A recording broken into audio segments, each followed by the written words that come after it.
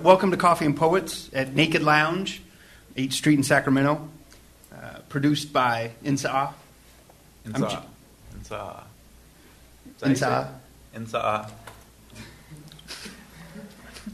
I'm Geoff Neill. This is Josh Fernandez. Hi. Here with me. Thank you, Josh. Thanks for coming and joining us. Thank you, and thank you, Insa.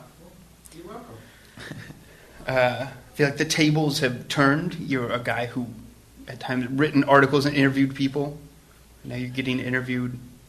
I'm a guy who's never been interviewed, and now I'm doing an interview. So good luck. I'm kind of excited about it. Good luck to with you. You're the one who should be worried.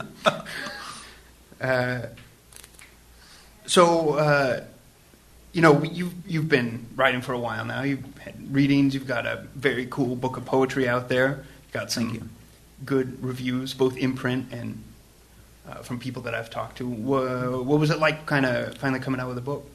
It was scary. It was scary, yeah. It's weird to see stuff in such a final form.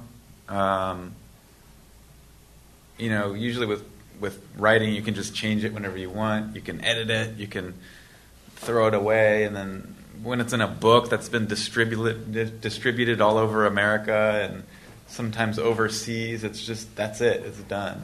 And so when you look back at it and you see that it sucks, that you hate it, and that there are things in there that you never want anyone to see, you can't recall it. Well, you could. Walt Whitman with Leaves of Grass just had only ever wrote one book, right? But he changed it 15 times. You could just do that. I don't want to do that. Some of those things in there, I never want to see again, and I want to seriously go into people's brains and take those poems out and stomp on them. It's too late. Yeah, exactly, and that's the scary part. And so, all the fights that I had with the editor and all the going back and forth and all that, that's kind of in there.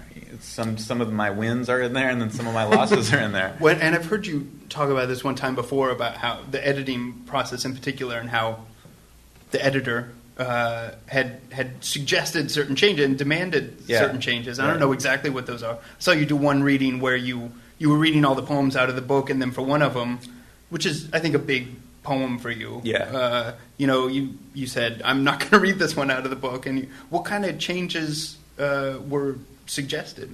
Well, just a lot of. And what were the problems that you had with the editor likes punchlines, and they want the poem to be final, and I don't like that kind of ending. I like it to be a little more open and open-ended. I want the reader to kind of think and maybe put their own ending in there, or maybe there is no ending, but that editor wanted punchlines, everything to be a punchline, and so I feel like it kind of just end-stopped a lot of the stuff that I didn't want to be stopped. But that's a big part of a poem to demand changes to. I mean, the end is... Yeah. And so that was it. That was just kind of like the... and at the end, I'm not the kind of person who's going to fight that long. I'll just be like, you know what? Fuck it. Just do whatever you want. I don't care. It's just a book, right? I mean, it really is. But now you're saying you want to go into people's brains and stomp them. I do, but I want to do that anyway. I'd want to do that regardless, book or no book. So it doesn't matter. Yeah, I would just rather stomp people's brains. That's what the... So that'll conclude I got to get going. Yeah. So you write fiction. You write a lot of fiction now. I don't know if you wrote as much before, or do you feel the same way about endings? Do you like to leave them kind of open, or with a story, do you see more point in the kind of complete ending? Yeah, it's a little different. I don't really relate the two, poetry and fiction, much. I mean, imagery and fiction is so different. It's way harder to write than poetry. Yeah. Poems are just little snippets of things that are. And people don't really have to understand them. And in fact, most people go into a poem not expecting to understand it, And so fiction, you kind of need to have some sort of understanding of what's going on.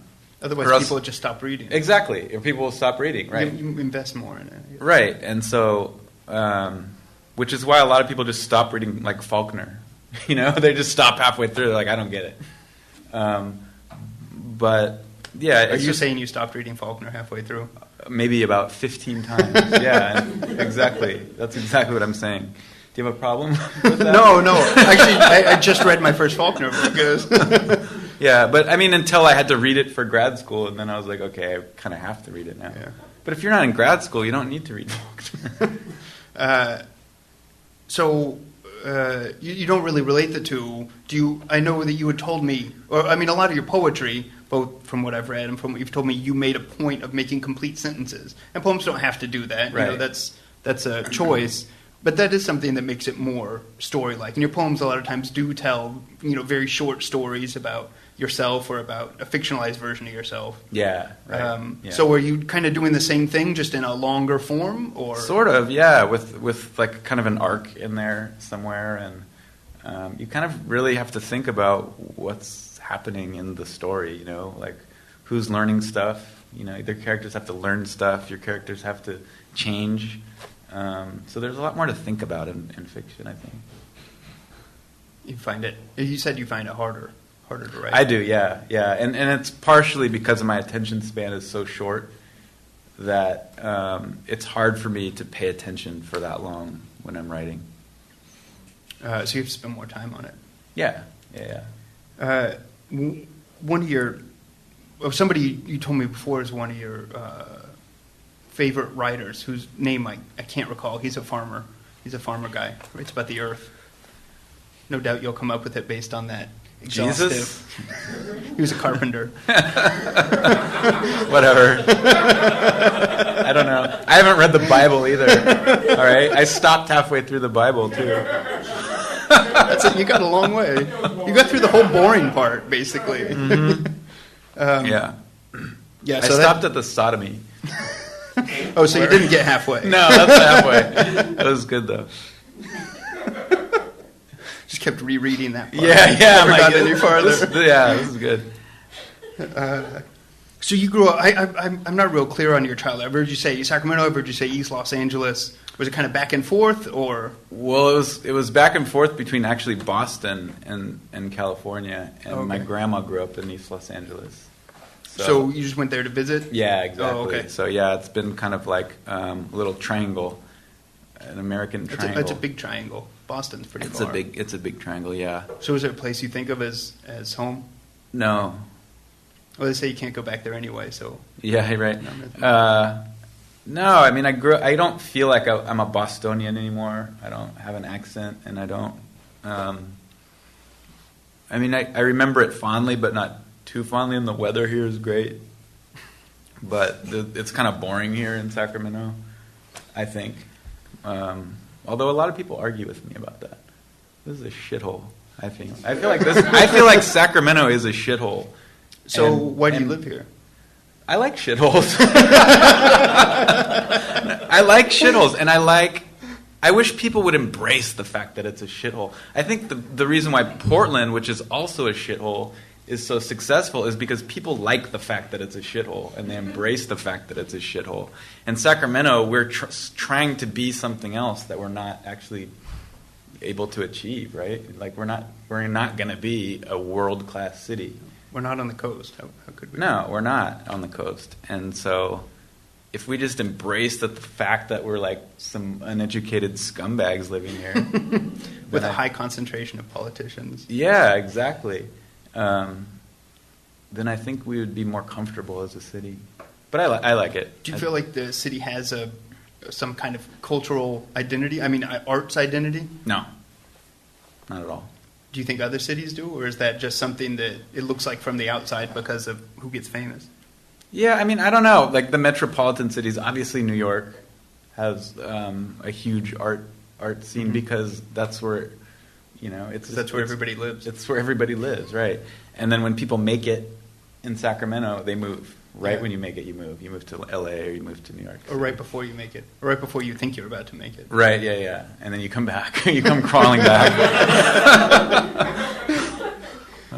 Because your parents live here. Yeah. So you came crawling back? Many times, yeah.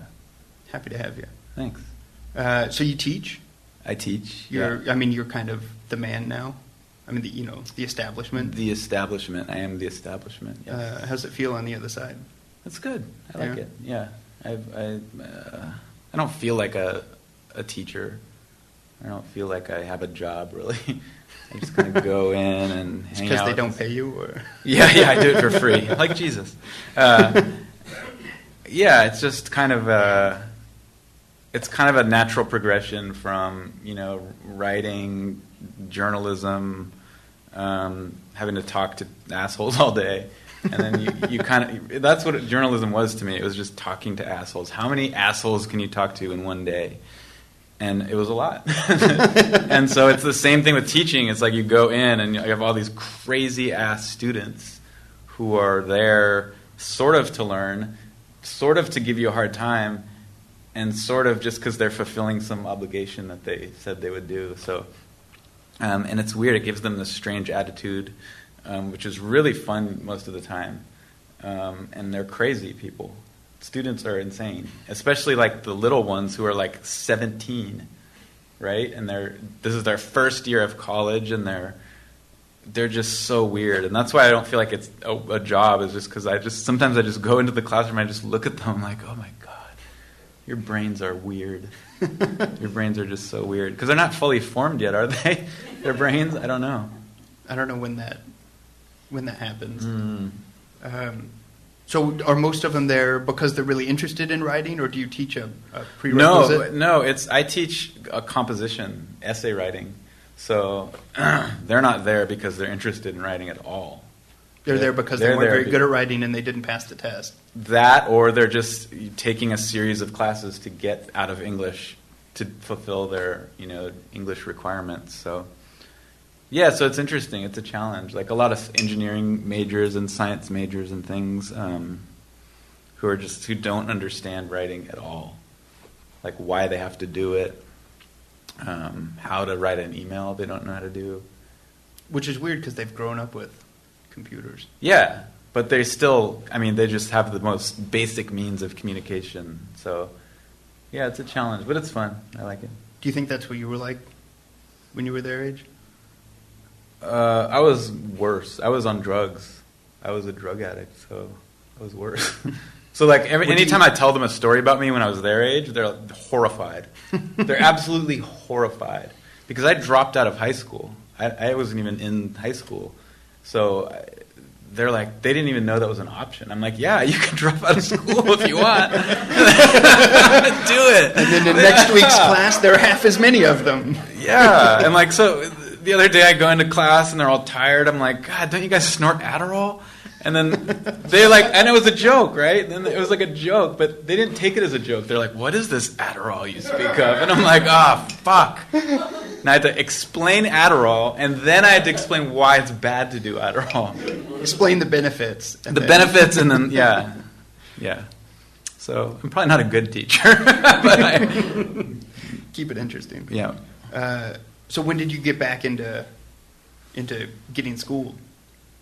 You dropped out of high school, and then now you teach college. So there had to have been some. Yeah, it was like drugs, rehab, drugs, rehab, and then I found writing, and so I was like, okay, drugs and writing, which would go together great, right? And then for a certain amount of time, they go together great, and then you don't progress, right? You just write about the same shit. It's like this angry drug poem, and then what do you do after that? You just write another angry drug poem, and then another one, and then no one gives a shit after that, right? It's just like, okay, I'm bored, you're bored, something has to happen. So like, that's what you see is a lot of people stop writing at that point when they're like, they can't write anymore, can't learn anything. And it's like the fiction, the character has to change, the character has to learn something. So that was my choice. Just I have to get better, like physically, and then at my craft or whatever it is. And so I went to junior college, and that was it. Well, we're glad you made that choice because obviously not everybody feels like I have to change. One way they quit writing and keep. Well, my girlfriend did it. I was living with her, and she said, "You know what? You're fucked up," and she kicked me out of her house. And then on the way, she put me in her car. I was so messed up at the time. She put me in her car and dropped me off at Sacramento City College and said, I just enrolled you in classes. Have fun. And then she took off to San Francisco. And I was like, all right, cool. And then so like my first class was an English class, and my teacher was this lady, Jan Lee, who was awesome. And she just kind of took me under her wing. She's like, you have talent, and you're not going to waste it. So she got me a job in the writing lab there. She obviously she helped me with my English classes, and she let me like house sit her house when she was away. And I was seriously a methamphetamine addict. And she was doing all this, and she knew, and she was just like, you got to get better. She would take me with her on family vacations. And like she was just like, you got to do it. And I'm like, okay. And I kept fucking up, but then like going to school, and finally it came time to transfer, and I got into Berkeley, I got into Irvine and UC Davis. But the thing was, I didn't have a high school diploma. And so, I'd apply, and they'd be like, well, okay, last thing, you just need your high school diploma. And I'm like, I don't have one. And so someone in the Sacramento City College admissions office who had a tie to UC Davis just said, I hooked it up so you don't have to give UC Davis your high school diploma, and you can get in. So that was it. I know, and I still don't have a high school diploma. But that's all right. But it doesn't matter at this point, yeah. Because on resumes you just put BA. Yeah, well, on resumes I just lie and say I have one, but no one checks,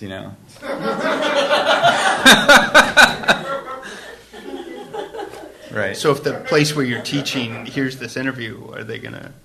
Oh, fuck them. Yeah. How often do you apply for yeah, I've already have a job, and you're all right. That's all right. But you had to learn a lot of self-discipline. Yeah. At that point, right? Yeah. I did. So what's your secret to self-discipline? Just because you had to, or is it because it was because you've got a goal? It was just survival. Basically, is like physical self-discipline. Like, don't do drugs today.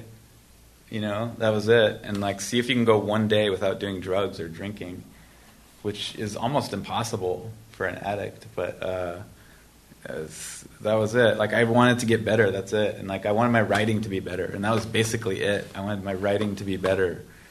And so I wanted to learn stuff, and you can't learn stuff if you're physically deteriorating, So did you go through a 12-step program? Or I tried. I got to like step 3. So 4 is the hard one. Yeah, I know. Yeah. It just wasn't for me. It wasn't. Yeah, it was too like religiously based. And even though they were like, no, it's not religion.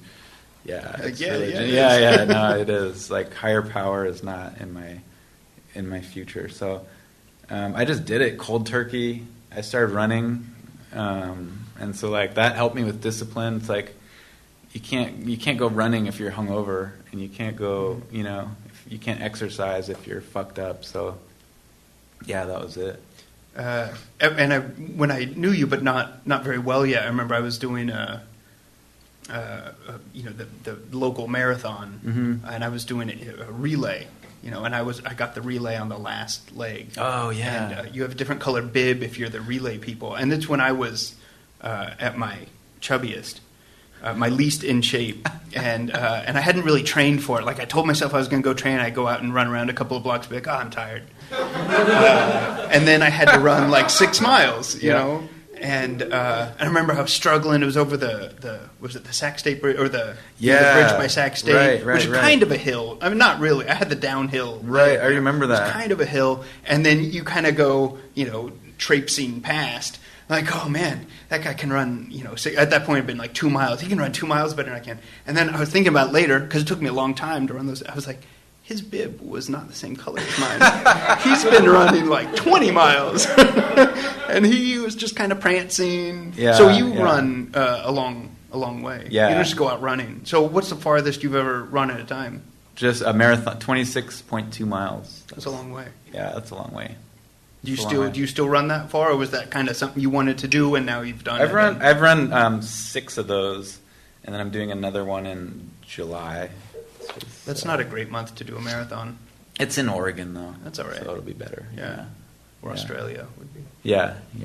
So that's just something I do just to keep healthy, you know. Pass the time. Pass the time, yeah. I mean, it really does, because then you can eat whatever you want. You can just kind of like eat everything, which I do. What's your favorite thing to eat after you go running? Pancakes, French toast, just like disgusting breakfast foods. Yeah, pancakes are disgusting.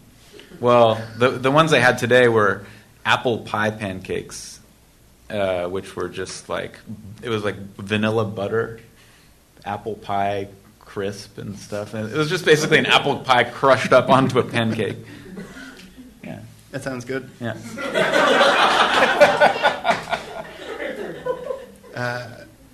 So that's all the questions. No, I'm kidding. So you brought some things to read. I did. I didn't know if I was supposed to read or if I wasn't or what was going on. So now that I've brought it up, it's going to be hard to back out. So did you bring poetry, stories? Well, I brought everything. Everything. I just brought a bunch of stuff. All right. Some stuff I've been working on. I've been working on a lot of like creative nonfiction, which is weird. But that's like, it's kind of like a blend of everything. It's like a blend of poetry and fiction and journalism and... is it what they used to call essays? Kind of, I guess, but I don't know what the difference is really. I should really figure that out. The difference is David Sedaris. Yeah, right. Okay, yeah. They needed exactly. a different name for his. So, do you write? Do you have a routine for your writing, or is it just everything else you write I try and write every day, but that doesn't always work. And then, plus, I work a lot now, so I'm just trying to like. I don't know what I'm trying to do. Do you have a process? Once you have first drafts out, do you have people who read it for you? Or I just read. I just read it. Crystal edit for you? No, I just read it 1,000,000 times. I read it 1,000,000 times, and then I'll submit it somewhere and then see what happens. But I probably should have people read it, but I don't like when people read my stuff. You know, what makes it hard to get published? Because that's kind of what's going to happen after you. Yeah, right. People are going to Yeah. read it. Yeah. So you want to read something for us? I'll just read a little part of something. I was trying to like. Sometimes I write just to figure stuff out about myself, and so I always check the Megan's Law database, the pedophile one, and so every day I started doing it every day for years and years. I would just look at all the pictures, and I was trying to figure out why I did that, like because I realized that wasn't normal. I told my mom, and she's like, "What the fuck is wrong with you?" Right, and so I was just trying to figure out why I did that. So maybe I'll just read a little part of this. All right. It's called Lewd and Lascivious. I need to call one of the pedophiles. I can't explain why, but can only say what happened. I opened the refrigerator, saw the same jug of filtered water that I've seen for the past 4 years, and felt something pop in my brain, where I realized I was sick of opening the goddamn refrigerator. I always knew what was in there: filtered water, peanut butter, bread, cheese, leftover Chinese, as if one day I expected to come home and find an untouched birthday cake with lit candles burning themselves into nubs. But I opened the door and everything was there, just like I knew it was. I reached for the bread and made myself a dry cheese sandwich, like I ate as a kid. Sat at my computer and picked one name at random from the Megan's Law database. Charles. A disheveled man with unkempt hair. In his photo, he's wearing a wrinkled gray suit, like a poor man's Rush Limbaugh. His crime is lewd and lascivious acts upon a child.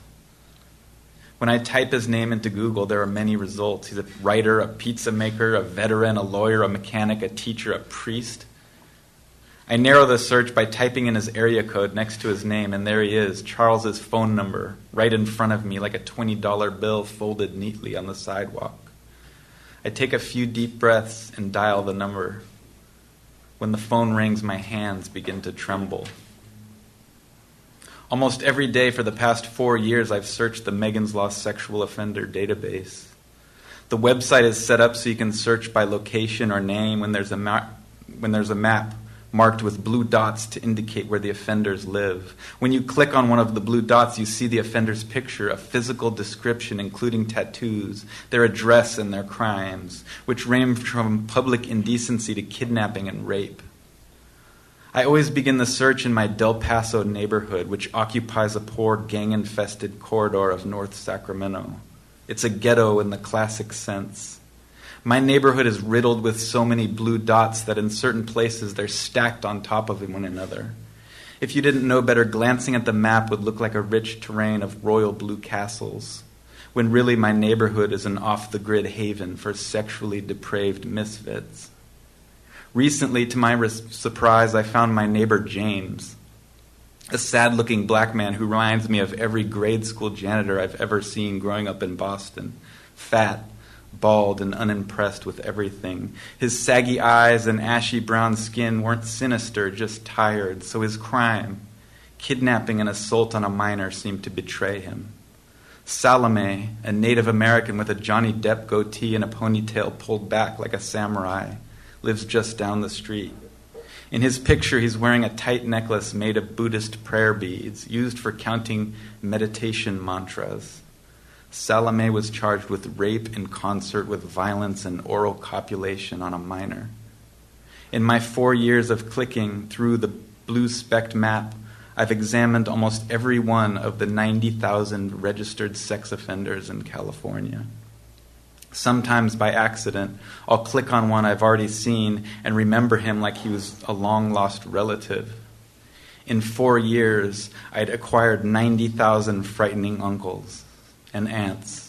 It's not just men who are sexual offenders. There are also women like Tamara, the 24-year-old spitting image of Jodie Foster, and a counselor at Bridges after-school program.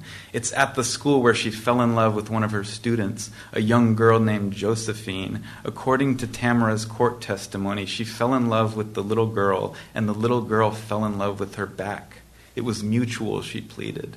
Tamara forged emergency release documents and took the girl out of school so they could express their love sexually in a hotel room. 4 years later, Tamara's internet presence hangs over her like a noose. Hello, Charles answers. His mouth sounds like it's stuffed with jelly donuts. And so the rest of this is just my conversation with Charles, a man who I actually called. I actually called him and we talked for about 4 hours on the telephone. Yeah. How was he? He was sick. He was a sick man. He was like really lonely, obviously. But he was telling me about how he'll go outside and people will just like attack him or throw things at him. And yeah, he was a weird guy. He slept with his stepdaughter, who was 13. So that's what landed him on there. But at the end of the call, he ended up getting angry and hanging up, just because of all the questions I was asking him. But he was pretty open to talking to you because he was lonely, or because he wanted to defend himself, or because he thought you might be someone he'd be interested in? I lied and said it was a school project that I was writing. And so he's like, oh, for school, great. He was just lonely, yeah. And he's like, how did you get my number? And I'm like, I just typed your name into Google and found it. Yeah, there's a thing called the internet. Yeah. It knows almost everything. Yeah, it was a surreal conversation. But 4 hours is a long time. Yeah. It was a long conversation. When you, I'd say you kind of have a thing for like right-wing ideologues and religious figures who are exposed, or the history of, anti-gay activity, who are then exposed as actually being gay themselves, right, or having an affair or something like that. Yeah. I mean, is this part of, the same thing that you were just talking about, or? Sort of. Related? I like, these are the stories that interest me, like the downtrodden, the outcasts, the sexual misfits, the just really strange people who have these dynamic stories who, people don't want to tell their stories, or, and I hate religion a lot. I do, I really do. And so I always try and expose it to be the fraud that it is. And so with these religious figures who preach one thing and do the exact opposite, I like those stories because that proves my point. Those are satisfying. It is satisfying. Yeah, it is satisfying. And I just... and it's not hard to find. They're not hard to find, and that's the thing. And it's mostly the Christian religion, which I hate. And so that, to me, is something that if I can do one thing in my life, it's to put a monkey wrench into the Christian faith. So do you try and accomplish that through some of your writing? Yeah, I mean, and I know I won't, but it just entertains me that I even attempt to do that. It entertains the Pope too. Right. Sure. Yeah. So I mean, and just if people are doing something to impede someone else's lifestyle that doesn't affect them in any way, then I think that's wrong. And so, and the Christian faith does affect me in a lot of ways because it kind of sneaks its way into legislation. People are trying to rule American people with the Christian faith, and I don't think that's right. Where do you think that started? It started because of what you're saying. Was there, were you brought up religious as a kid? Did you go to? No. My parents aren't. Well, my dad, my biological father, is really religious, but he's also schizophrenic. So that's probably had something to do with it. But I have. When I got kicked out of junior high school, I had to go to Christian Brothers here in Sacramento, just for a year, and it was the worst experience I've ever had. Just like mean priests, drunk priests, mean kids, really kind of exclusive. Just this weird culture of, oh, you don't know this prayer? I can't believe that. You're the worst. Things like that. It was weird to me, and I've always hated that. I've always hated bullying on that level, So, I mean, I think everything about, religious exclusivity is just kind of bullshit. So that was your school. What was school generally like for you? Did you hate all of it? I mean, you ended up dropping out. Was it because you didn't like it, or because you just wanted to do other things? I just wanted to do other stuff. Yeah, it wasn't. I didn't really go to school that much, so I didn't really get a taste of it. Dropping out wasn't much different. Yeah, exactly. So, yeah, it's. I don't really know. You think kids today are any different? Well, sometimes I'll go and talk to different high school students, and they seem much more level-headed and kind of aware than I ever was as a kid. So that gives me a lot of hope. I mean, some of these kids that I'll go to their school, and then they'll end up like friending me on Facebook, and I'll read some of the things they're writing, and they're really kind of like they're really interested in the things that are going on in the world, and that gives me a lot of hope. I think they're really smart. Not only are they smart, they're kind of like aware of social issues, which is amazing to be that young and to be that aware. Do you think that's different in California than other places? Do you think it's a function of people knowing more about places far away from them than before because of the internet or the connection? Yeah, it probably is the in internet. other ways? I mean, I didn't know any. You remember when we were little and we didn't know anything because we didn't have the internet. Well, I mean, it really was. It's like you go to the library and you pick up a book, and that's the thing you learned that day, or like you'd read a book, and it was just you're like, oh my god, I just opened this little magical world. And so books were so special, or like music was so special. Hearing a new band or a new song was just the most special thing because you'd be like, oh, this is so crazy. And then now it's just like it's totally reversed. They have everything.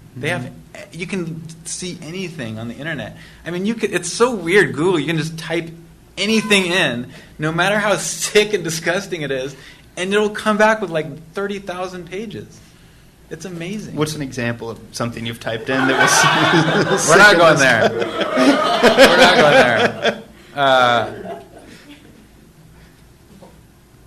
there. Next question.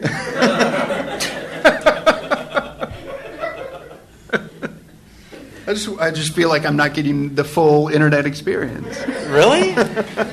Jeez. What did your parents treat you like when you were a kid?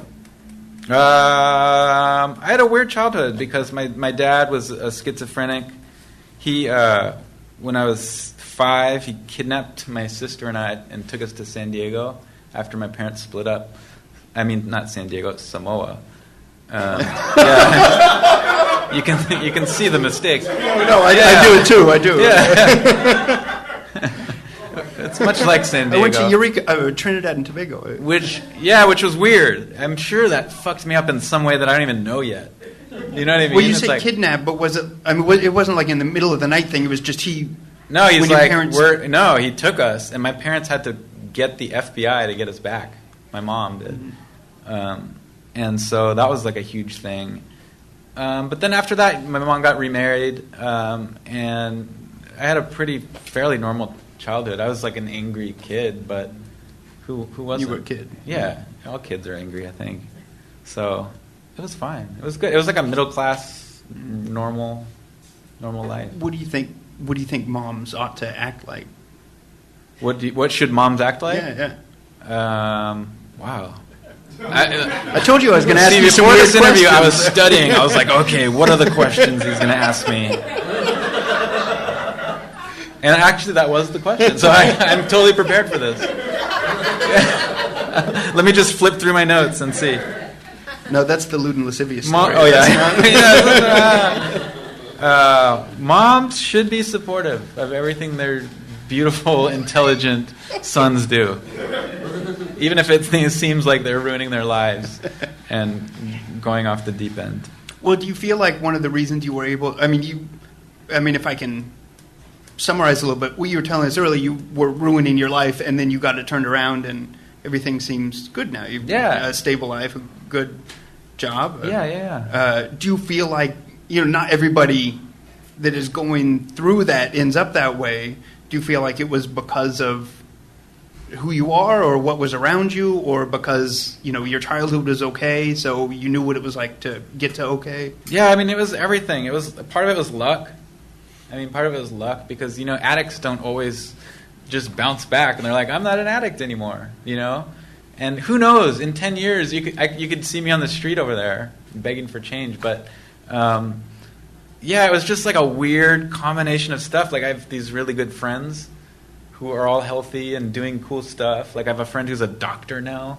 I have a friend who's a comedy writer on television. I have a friend who's a lawyer, just doing crazy stuff with their lives. And so, like, I wanted a piece of that, And so that was a motivation. Another motivation was just writing, I wanted to write better stuff, and I couldn't do that if I was sick.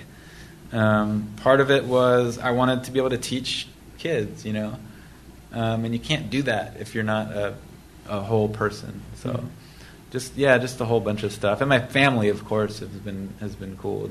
It's like tough love, They're like, if I was sick, they would be like, fuck you, I don't want to see you. Mm-hmm. And that for me was good. It sounds harsh to other people, to be like, oh, because a lot of my parents would never be the kind of people who would be like, oh, we're just going to give him a little money for food. He'll use it for food, Mm-hmm. That wouldn't have happened. They knew I would have used it for drugs or booze or something. So they just said, as long as you're, off doing drugs, we're not going to deal with you. So that was good for me. Well, you said a minute ago, I meant to follow up on it, what you'd find out about a new band and be all excited about it, and kids don't do that anymore. What are some of the bands that you did that with? When I was younger? Yeah. Oh, my, just everything. Like Run DMC. When I first heard Run DMC when I was little, I was like, I couldn't even believe it. Like, I couldn't believe it. I was trying to write about this the other day, just like the feeling of hearing a group for the first time, or like a type of music. The first time I heard punk rock, I was like, oh, this is just like amazing. This has everything I want. They're discontent too. Yeah, they hate things as much as I do. And so it was just anything, and getting it, and like the vinyl, and just that feeling of hearing it the first time, it doesn't matter anymore. Like someone said a band name the other day, and I typed it into YouTube, and I listened to the whole album on YouTube, and it's just like, where's the fun in that? There's no fun in it. Were there tapes or records or CDs that you played so often you wore them out? Yeah, but nothing cool. I like the first thing I bought was the Rocky soundtrack. And so like when I was little, I thought it was, how you think you're cool when you're little. I was like this little fat kid who was like, yeah, Rocky. Like Eye of the Tiger, like 9. There was just like a groove on the Eye of the Tiger song. And then just like, yeah, but that, like that. So do you listen to that when you run sometimes? No. I don't listen to anything when I run. I think of funny lines and stuff when I run, and like try to compose poems in my head and stuff. You want to read a poem? Yeah, I'll read a poem. I got a poem. A good one? Oh, man. I don't know. I don't know if this is a good one. I'm going to read it anyway. This is about when I found out my little sister was also an addict. She was a heroin addict, and she was a little, my little sister. And I was like, shit. I wonder if I did this to her. Was it after you got cleaned up? Or it was after I got cleaned up. Yeah. So it was just about 4 years ago, maybe 3 or 4 years ago.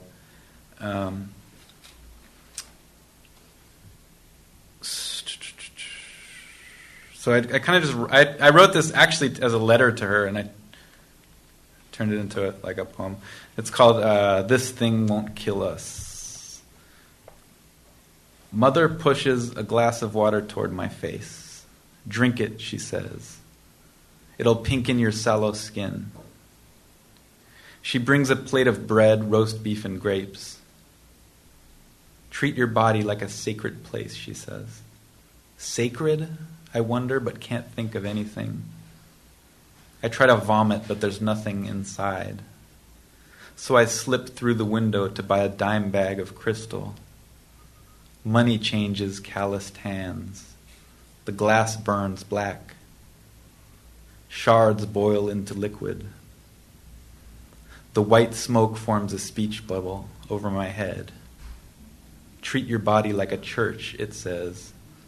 Burn it down. Through the smoke, I can't help but to notice you, little sister. Yellow skin, drugged eyes. Our heads nod like summer tomatoes on wayward vines. Through this haze, I hope you're dreaming of something better. Of the day we take root, 4 feet planted firmly in the soil, pressing against the earth, stretching in the sun until our fists burst into tulips. What's that one called? That's called "This Thing Won't Kill Us." So in that and in the piece you read earlier, there's use a lot of metaphor. Mm-hmm. Do you come by that naturally? Is it something you work at? Something you think about a lot while you're running? Yeah, kind of. I mean, I just think of things. You know how like you just think of little snaps of things, and you think this needs to fit somewhere, and so you just kind of save onto it and hope it can fit somewhere. Do you keep notes, or do you just keep it all in your It's head? just in my head, but this thing doesn't work quite right anymore, so I'm trying to write things down more, or like everyone's had this where they think of something when they're sleeping, and it's like the most brilliant thing you've ever thought of, and then you go to sleep, and of course you forget it, and then you just kind of like, I thought of something, I'm so brilliant, and then but I forgot, and then so now I'm keeping like a little pad of paper next to my bed. That's now empty, but just in case that happens again. Because while you're going to sleep, you're like, I remember this. Yeah. So I don't know. I'm trying to write things down more and kind of save them. So do you remember your dreams very often? Yeah, all the time. I don't talk about them or write about them just because they're so boring. When I hear other people's dreams, I'm like, this is so boring. It's there. So you won't tell us something that you dreamed about? No, because it's awful. It's boring. It's doing just like, laundry. Yeah. I had a big donut and it was huge, and then it's like What do you? There's nothing to get from that. I don't know. It's just it doesn't make. Yeah, I think your dreams are only interesting to you. So that's a piece of advice. No one wants to hear about your dreams. So your dreams are boring. Yeah, everyone's dreams are boring. So do you never get ideas for stuff from? You think of stuff while you're going to sleep, but you don't. Yeah, never from my dreams. No. What was is the neighborhood that you said earlier you lived in Del Paso? You still live up there? No, we just bought a house over by Sac City. Oh, nice. Yeah, over there. Congratulations. Thanks. Yeah, we're homeowners now. That's right. I saw you have an invisible coffee table. I do. We bought a glass coffee table, which is, I don't know what that is. It's just a coffee table. It means nothing. Well, so what's the neighborhood that you're in now? How is it different than the neighborhoods where you grew up? Not so different. It's diverse. It's interesting. It's we've lived in a lot of different neighborhoods. We lived in Midtown last, which was like, young kid going to party neighborhood. This is just a neighborhood, houses and people, and I don't know, nothing special about it, but it's just like a house that's ours that we can like burn down if we want. Like it's a church, right? Yeah, we can do anything we want in it, so it's cool. You want to read something else for us? One more poem? Another poem?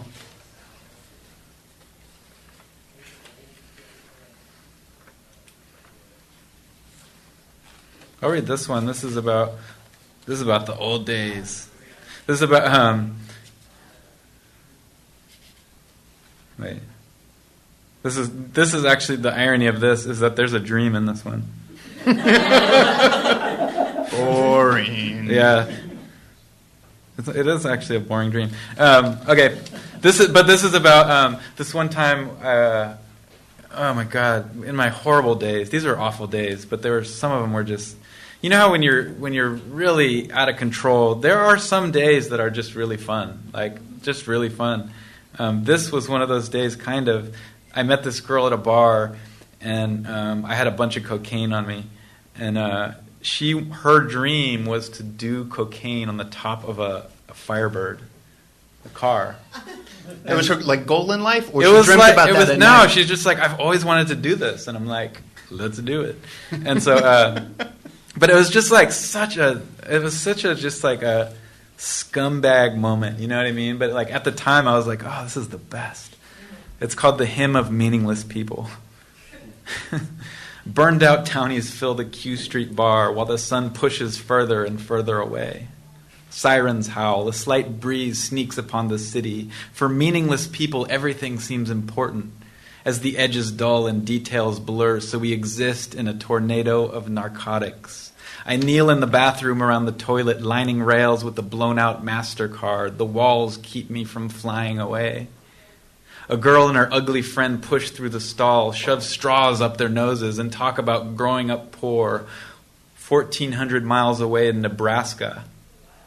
Nobody's ugly in California, one says in a white girl accent so thick that it's almost exotic. Sure they are, I say. We have ugly people here everywhere. But you're not ugly like we're ugly, she says, spilling a line of Coke onto the tile floor. Even your babies are good looking, she says. Even your old people are good looking. Even your ugly people don't look so bad, she says. Okay, I say, stop. So boring, I think, but I steal her anyway. Away from her disgusting friend into the night where we stand in a parking lot among row after row of glistening cars we can't afford, standing in a multi-million-dollar geometric pattern of loan and debt in the American dream. We empty the rest of my bag onto the hood of a 1970 Firebird, chopping lines in between its flaming wings. We sniff until the town stops breathing and the nighttime enters our broken lungs. We breathe in the stars through our hoarse throats and stuffed noses, and our hearts beat out of our chests like the enchanted drums of war. She lands that night on my dirty mattress, that must remind her of Nebraska, the stupid loneliness of it all. And we dream the same dream, fiery wings spread across a glossy black hood, pointed tongues licking, two meaningless pedestrians sizzling under a chemical moon. We are naked, and we are bruised, and our spindly legs spread like a fork in the road. So where can people go to get your work? Just Amazon, I guess, is my book, and yeah, I'm just working on other stuff and submitting to other places. So yeah. One more question. Sure. What's something you think more people should go out there and read? What is something? Yeah. Oh. Not Faulkner, obviously. No. Well, yeah. No, Faulkner's good. Faulkner's great. I'm just saying, if you're not like, if you don't want to sit there and read a sentence every 10 minutes, it's not exactly enjoyable reading for most people. But Emily Dickinson is always something to go back to, I think. There's so much there that she does with language that's almost impossible to do. Contemporary Kevin Young is probably my favorite poet to ever walk the earth, and he's still walking the earth. So it's weird. You read so many authors who are dead, and you're like, oh man, literature is dead. But then you have someone like Kevin Young who's able to make language do amazing things, and he's still alive and still writing, and he's probably the most amazing living poet we have today, I think, and so that's something. What about non-poetry? Fiction-wise? I don't know. I mean, I read a lot of journals right now, like short story journals, which is just filled with nobody, like graduate students, which are always amazing. I think the best thing you can do for yourself right now is just to go online and order 10 different journals, because there's some amazing writing in there of people who will, be famous writers one day. And so it's always good to read the work of pretty much nobodies, because that's where it's at. The books that are getting New York Times play right now aren't, they're good, but that's not where it's at. It's just the nobodies that are doing stuff right now. So cool. Thanks. Thank you. And thanks Insa for the chance to do this. Thank you, sir. Thank you guys for showing up today. Thank you, guys.